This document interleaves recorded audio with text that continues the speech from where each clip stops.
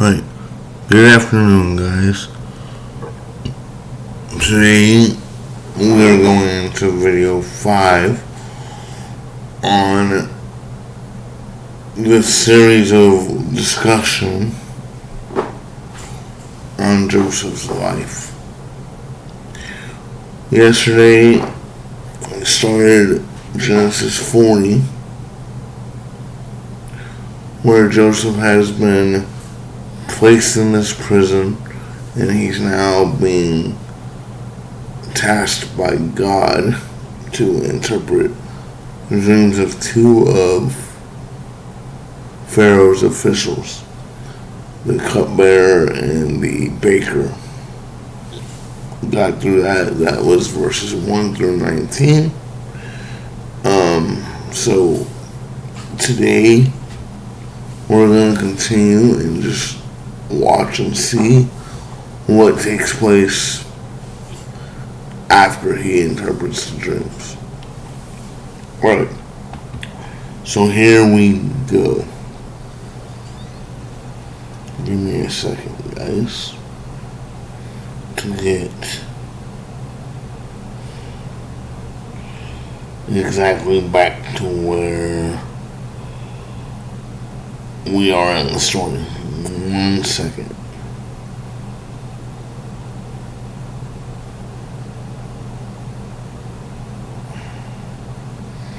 We are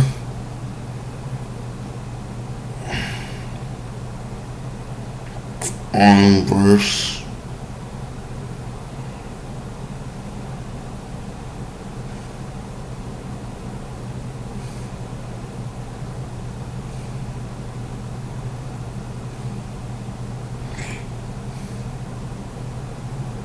20. So we pick up on verse 20. Sorry, it took me a while to find my place. Genesis 40, verse 20. And it starts like this. Pharaoh's birthday came 3 days later. And he prepared a banquet for all his officials and staff. He summoned his chief cupbearer and chief baker to join the other officials. He then restored the chief cupbearer to his former position so he could again hand Pharaoh his cup. But Pharaoh impaled the chief baker just as Joseph had predicted when he interpreted his dream. Pharaoh's chief cupbearer, however, forgot all about Joseph, never giving him another thought. So here we have a situation where, just as Joseph had told these two gentlemen in the prison 3 days prior, each of the dreams had come to fruition. Why is that? It was because what Joseph had told them before interpreting the dream. When they go to Joseph and they say, "We've had dreams, but no one here can tell us what they mean," the very first thing Joseph had told them was, interpreting dreams is God's business. And then Joseph went on to interpret both of the dreams. Remember that he told the chief cupbearer that in 3 days he will join Pharaoh and he will get his job back. His job will be restored. And that is what gave the chief baker the hope enough to tell Joseph his dream, because the chief baker thought Hey, he gave the cupbearer such a great story about what was going to happen with him. And maybe I'll get a positive outcome as well. And then Joseph interpreted that dream to mean that Pharaoh was going to impale the chief baker. Now, I don't know what the chief baker would have done so bad that he offended the Pharaoh to the point that the Pharaoh had him killed. It could have been whatever he did. They got him sent to prison in the first place, or it could have been something that was done during the birthday party celebration. Don't know. It doesn't specifically tell us what it was or when he did it.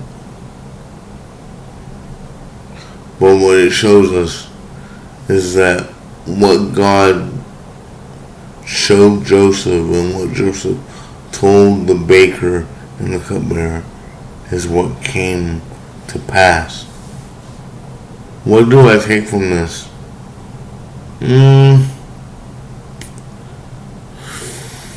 I would say that never take for granted the little moments, because you never know what God has planned for you, and you never know what seeds you're planting for God's business. And we spoke yesterday about the difference of doing God's business and doing world business. And Joseph, in the moment of interpreting the dreams, was doing God's business. He was being God's vessel to these two men. Now, I'm sure the chief baker hoped that maybe Joseph had interpreted his dream wrongly and that it wouldn't end up the way Joseph had told him. But you see, when God gives us a vision of what's to come, He doesn't give us the wrong vision. He gives us truth about what's going to happen.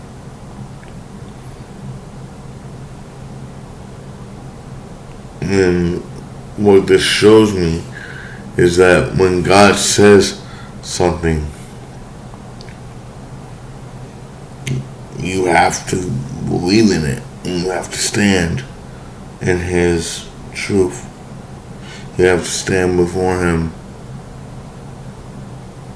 and be humble enough to say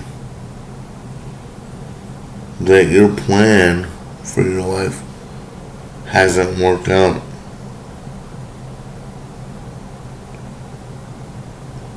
But His plan for your life is working and will continue to work. Now, when you really think about everything we've talked about so far in Joseph's story, and believe me when I tell you, Joseph's story is not done. Every little thing that happened with Joseph, from Jacob sending him to check on his brothers, to the brothers selling him to the Mennonite traders, to the Mennonite traders selling him to Potiphar, putting him in prison, to now him interpreting dreams and seeing those dreams of those two men come to fruition, because that's what God meant for Joseph to do in that moment. Nothing that happened with Joseph was by accident. We must see that in this. It's because through all of this and throughout other things that we'll see throughout Joseph's story, all the ups and downs, the mountains and the valleys, God is setting Joseph up for Joseph's biggest triumph yet.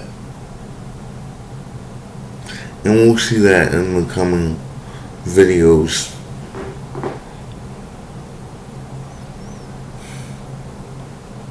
But what we'll also see is that when Joseph does triumph, he will not forget that God is the one who put him in that position.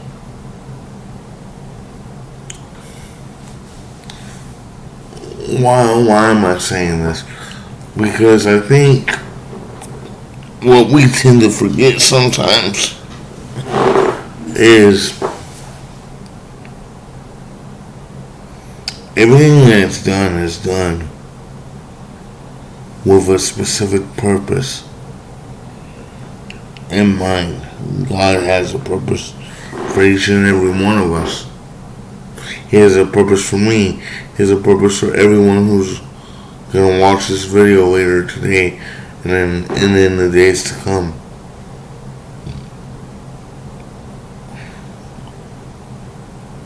And we must not turn ourselves away from the purpose. We must not think that when we triumph, that it is on us alone, on our strength. Because let me tell you, when we triumphed, yes, we worked hard. Yes, we worked hard to get where we're at. Whether that's, I don't know, job promotion. Whether that's,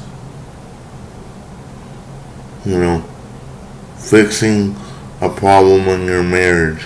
Whether that's fixing a problem with a family or a friend.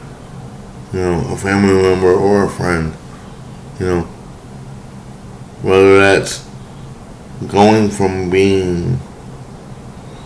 working your way up from the very start of a company to becoming, a high-ranking official in that company, CFO, CEO, whatever it is.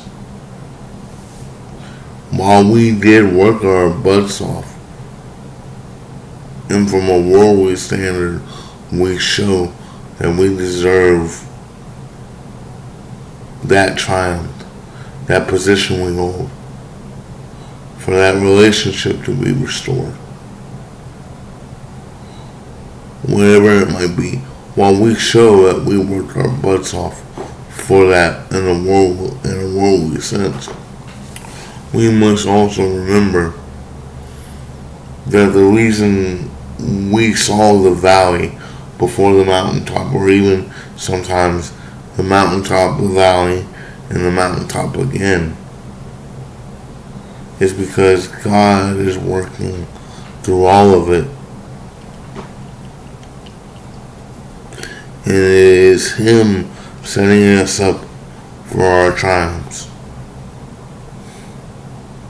So I say that to say this.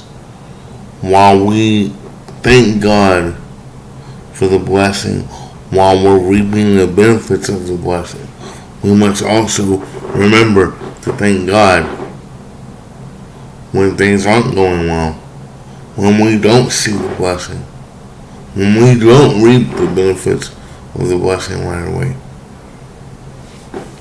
Remember, we live in what I like to refer to as a microwave society, which means we want to see the results, and we want to see the results. We want to reap the results today, now. But God says, no, I don't work on your timetable. I work on my own. timetable. And so while we want that microwave life, he's giving us that oven life, meaning he's going to let it sit and marinate. The seasonings are going to be marinated into the meat. You know? Think about it like this. Thanksgiving's coming up, right? And a lot of people, when they start working on the Thanksgiving meal, they put that turkey in the oven for a lot of times for at least a day, maybe two. But why is that? So that the flavors and the seasoning can seep in to the meat. This is exactly what God's doing here, and what He always does. He wants us to sit and marinate. He wants the blessings to marinate into our lives, so that when we come out of that, we can understand that while we did work hard for the triumph, it's only on Him as to why we have it in the first place. So remember, don't only thank God when you're in the triumph, when you're on the mountaintop. Thank Him when you're in the valley, going through the trenches. You know, and I'm guilty of that myself. There's been times when I don't thank God when I'm going through the valley. You know, I'm going through the valley. Life sucks right now. And so I don't remember to thank God. You know? But we have to remember to thank God, because when we're in the valley, He's preparing us for the mountaintop.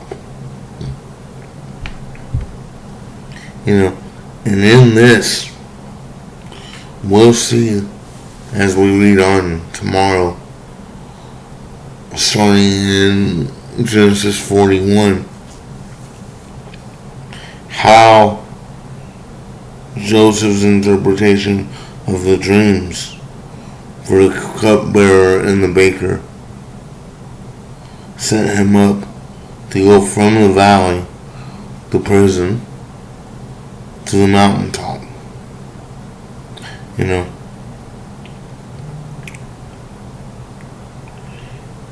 it goes on to say that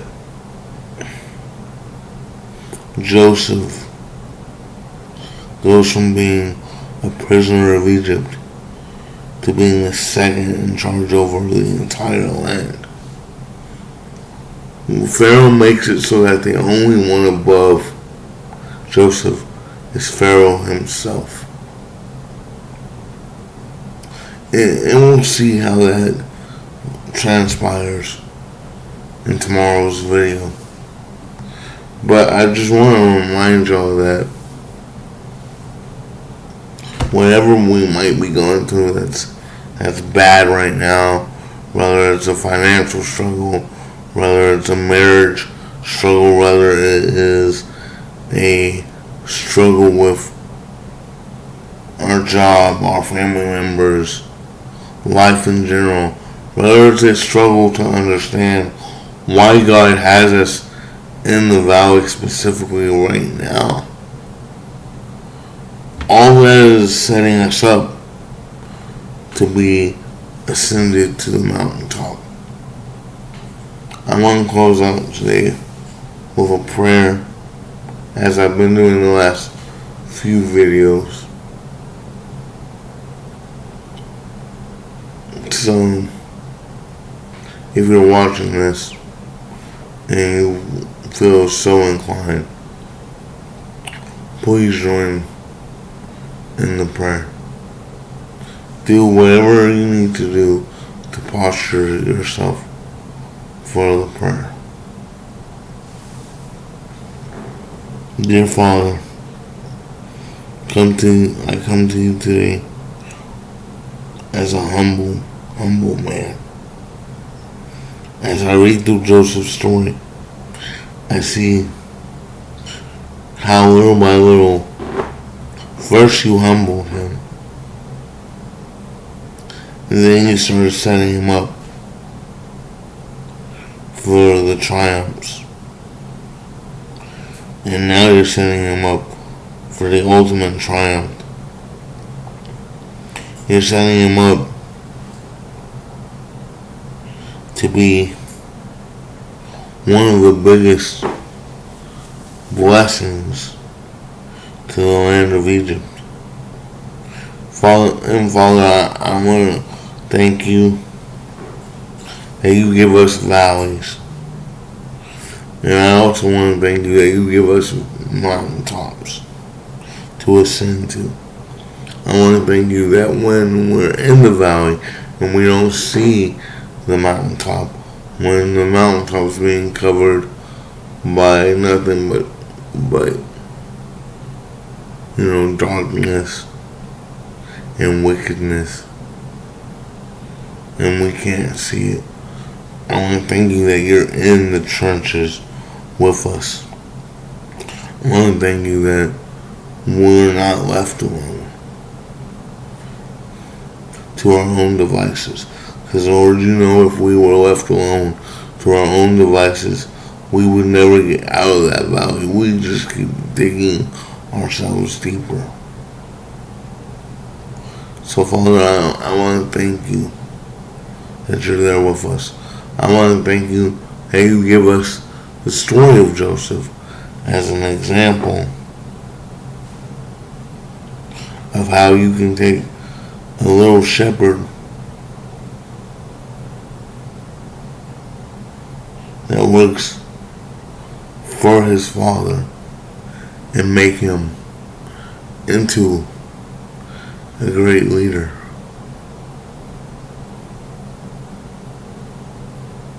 I want to thank you for it all. In Jesus' name, I pray. Amen. Alright guys, so that's it for today. If you got something out of this video, please let me know. If you've gotten something out of any of the other 4 videos I've posted in the last few days, let me know. And tomorrow we will see how God uses Pharaoh to send Joseph to his greatest triumph. And let me tell you guys, because I've read over this story a few times, it is a great triumph for Joseph. Alright guys, if you like the content, like, subscribe, comment, let me know what you're getting out of these videos, and if there's anything else you want me to talk about going forward, let me know that too, so I can kind of gauge with you guys and see what kind of content you guys would like to see. And once again, like, comment, subscribe, and share these videos, because I know there's somebody that needs to know about the goodness of God, and I know that these videos can be a tool to help them do that. Thanks guys. Have a great day. Bye.